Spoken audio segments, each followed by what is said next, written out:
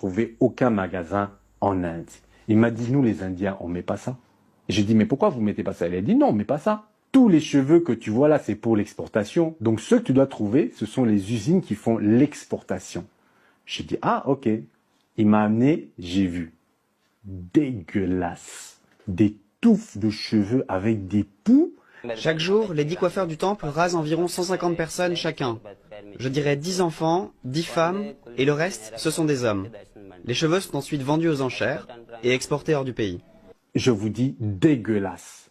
Mais ils ont un procédé chimique, lorsqu'ils mettent ça, ils mélangent les cheveux, après pas, ça devient bien, tout ça, les poux partent et tout ça.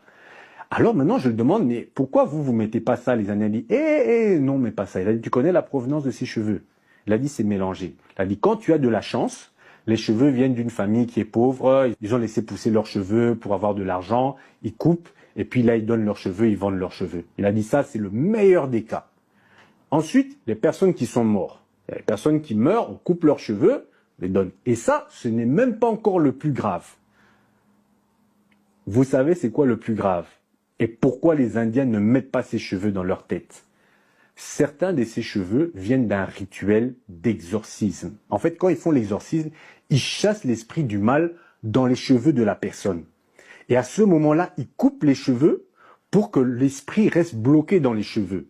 Et ces temples-là, ils jetaient après les cheveux. Et puis, il y a les businessmen indiens là qui faisaient l'Afrique, partout, là, ils venaient, ils voyaient tous ces touffes de cheveux là, par terre, là, et ils disaient, vous allez faire quoi de tous ces cheveux là?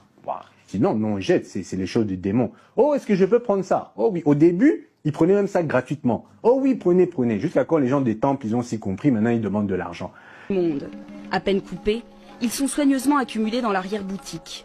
Les moines ont très bien compris que ces cheveux pouvaient alimenter un marché très lucratif et ils l'ont organisé. Et ces personnes prenaient ces cheveux-là à jeter, envoyés en Afrique. Avec le démon dans les cheveux. Vous voyez le délire. Donc maintenant, des fois, quand vous êtes à l'église, tu vois une sœur là, elle est là, elle prie, mais tu vois, la vie, ça va pas. Des fois, quand elle te parle, elle fait des choses bizarres. Non, c'est le démon, c'est les cheveux. C'est le démon qui est dans les cheveux. Et des fois, comme ça, parce qu'il mélange les cheveux, hein, c'est pas tout. Donc peut-être même des fois, il peut avoir 2, 3, 4 esprits dans les cheveux, et toi, tu te balades avec ça. Mais toi, tu dis, oh, moi, je vais à la mosquée. Moi,